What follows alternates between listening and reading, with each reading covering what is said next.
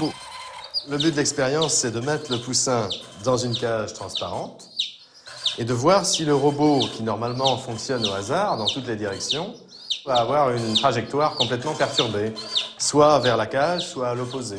Donc, va-t-il y avoir une influence de la pensée du poussin pour attirer le robot, ou est-ce que c'est impossible ?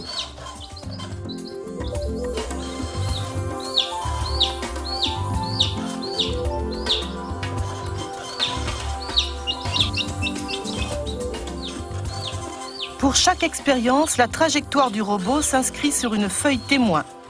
Normalement, les tracés sont totalement anarchiques, comme le veut le hasard. Mais là, on dirait que le robot sait où il va.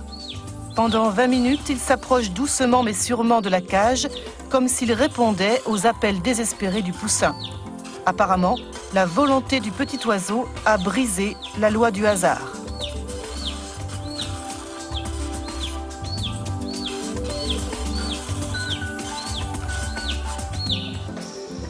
Pendant 4 ans, René Péoc réalise 600 expériences avec 2500 poussins.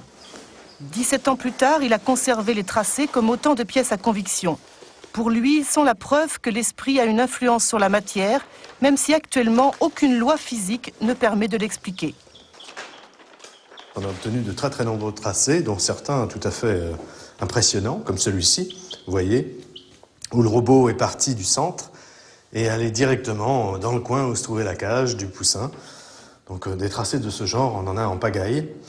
On a fait la moyenne statistique de tous ces tracés. Bon, certains peuvent donner de mauvais résultats et aller dans la direction opposée, mais en moyenne, on a obtenu un robot qui s'est déplacé 2,5 fois plus souvent vers la cage que dans la zone opposée. On a fait autant d'expériences avec des poussins qui avaient déjà leur propre mère poule qu'avec des poussins qui ont été conditionnés avec le robot.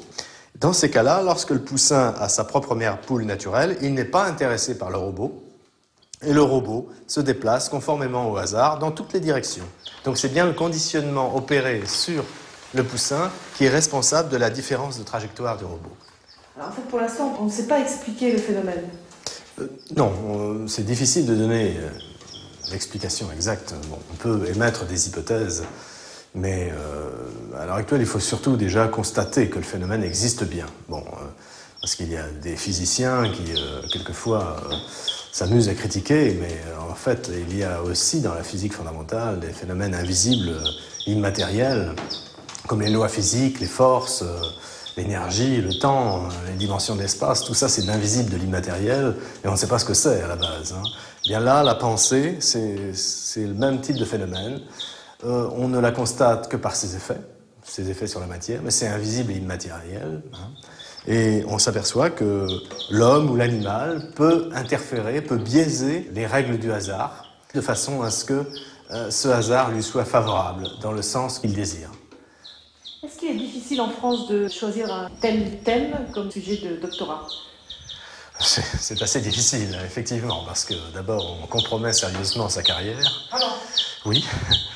Et il faut dire qu'après, il vaut mieux pas envisager une carrière universitaire, parce que c'est un peu l'obscurantisme en France. Nous sommes un des seuls pays fortement industrialisés où il n'y a aucun laboratoire de psychophysique. Moi, j'appelle ça de la psychophysique, les autres parlent de parapsychologie. Mais bien que ces phénomènes soient indiscutables, c'est encore un sujet tabou. Août 2002. Pour la première fois, les parapsychologues tiennent leur congrès à Paris. Parmi la centaine de chercheurs présents, il n'y a pas un seul Français, au grand regret du professeur Maurice d'Édimbourg.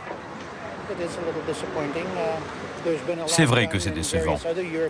La plupart des pays européens font désormais de la recherche dans ce domaine. Il n'y a pas de raison que la France n'ait pas un rôle prépondérant.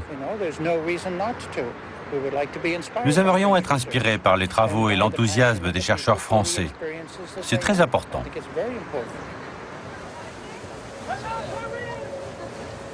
Dans la plupart des pays occidentaux, la parapsychologie est reconnue comme une discipline scientifique à part entière. Seule la France fait figure d'exception. Mais Mario, qui préside le colloque, ne perd pas espoir.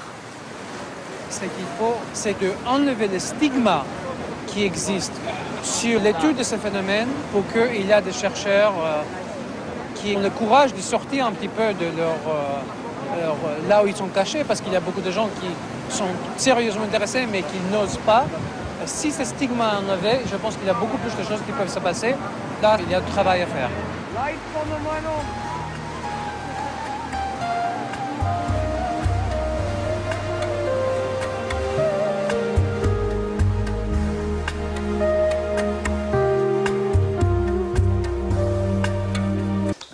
Qu'avec des poussins qui ont été conditionnés avec le robot.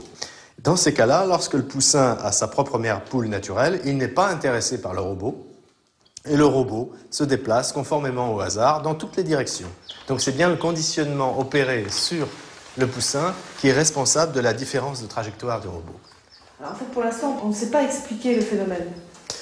Non, c'est difficile de donner l'explication exacte. Bon, on peut émettre des hypothèses, mais à l'heure actuelle, il faut surtout déjà constater que le phénomène existe bien. Bon, parce qu'il y a des physiciens qui, quelquefois, s'amusent à critiquer, mais en fait, il y a aussi dans la physique fondamentale des phénomènes invisibles, immatériels, comme les lois physiques, les forces, l'énergie, le temps, les dimensions de l'espace. Tout ça, c'est de l'invisible, de l'immatériel, et on ne sait pas ce que c'est à la base.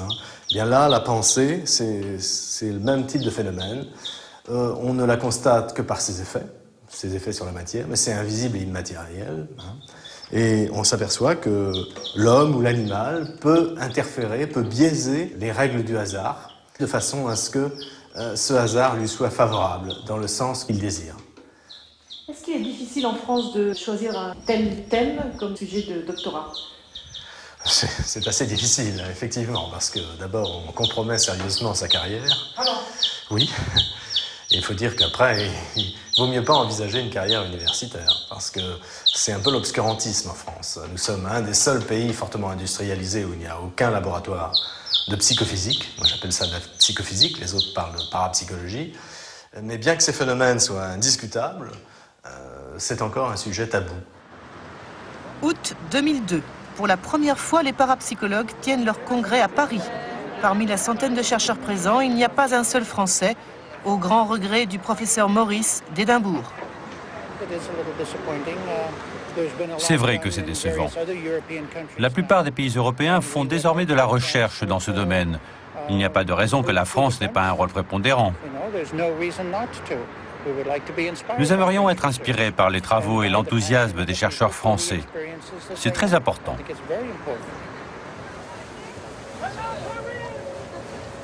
Dans la plupart des pays occidentaux, la parapsychologie est reconnue comme une discipline scientifique à part entière. Seule la France fait figure d'exception. Mais Mario, qui préside le colloque, ne perd pas espoir. Ce qu'il faut, c'est d'enlever le stigma qui existe sur l'étude de ce phénomène pour qu'il y ait des chercheurs qui ont le courage de sortir un petit peu de là où ils sont cachés, parce qu'il y a beaucoup de gens qui sont sérieusement intéressés mais qui n'osent pas. Si ce stigma est enlevé, je pense qu'il y a beaucoup plus de choses qui peuvent... Pendant 4 ans, René Péoc réalise 600 expériences avec 2500 poussins. 17 ans plus tard, il a conservé les tracés comme autant de pièces à conviction. Pour lui, ils sont la preuve que l'esprit a une influence sur la matière, même si actuellement aucune loi physique ne permet de l'expliquer. On a obtenu de très nombreux tracés, dont certains tout à fait impressionnants, comme celui-ci, vous voyez, où le robot est parti du centre et allé directement dans le coin où se trouvait la cage du poussin. Donc des tracés de ce genre, on en a en pagaille. On a fait la moyenne statistique de tous ces tracés. Bon, certains peuvent donner de mauvais résultats et aller dans la direction opposée, mais en moyenne, on a obtenu un robot qui s'est déplacé 2,5 fois plus souvent vers la cage que dans la zone opposée. On a fait autant d'expériences avec des poussins qui avaient déjà leur propre mère poule qu'avec des poussins qui ont été conditionnés avec le robot. Dans ces cas-là, lorsque le poussin a sa propre mère poule naturelle, il n'est pas intéressé par le robot, et le robot se déplace conformément au hasard dans toutes les directions. Donc c'est bien le conditionnement opéré sur le poussin qui est responsable de la différence de trajectoire du robot. Alors en fait, pour l'instant, on ne sait pas expliquer le phénomène. Non, c'est difficile de donner l'explication exacte. Bon, on peut émettre des hypothèses, Mais à l'heure actuelle, il faut surtout déjà constater que le phénomène existe bien. Bon, parce qu'il y a des physiciens qui, quelquefois, s'amusent à critiquer, mais en fait, il y a aussi dans la physique fondamentale des phénomènes invisibles, immatériels, comme les lois physiques, les forces, l'énergie, le temps, les dimensions de l'espace. Tout ça, c'est de l'invisible, de l'immatériel, et on ne sait pas ce que c'est à la base. Bien là, la pensée, c'est le même type de phénomène. On ne la constate que par ses effets sur la matière, mais c'est invisible et immatériel. Et on s'aperçoit que l'homme ou l'animal peut interférer, peut biaiser les règles du hasard, de façon à ce que ce hasard lui soit favorable, dans le sens qu'il désire. Est-ce qu'il est difficile en France de choisir un tel thème comme sujet de doctorat? C'est assez difficile, effectivement, parce que d'abord, on compromet sérieusement sa carrière. Alors? Oui. Et il faut dire qu'après, il vaut mieux pas envisager une carrière universitaire, parce que c'est un peu l'obscurantisme en France. Nous sommes un des seuls pays fortement industrialisés où il n'y a aucun laboratoire de psychophysique. Moi, j'appelle ça de la psychophysique, les autres parlent de parapsychologie. Mais bien que ces phénomènes soient indiscutables, c'est encore un sujet tabou. Août 2002. Pour la première fois, les parapsychologues tiennent leur congrès à Paris. Parmi la centaine de chercheurs présents, il n'y a pas un seul Français, au grand regret du professeur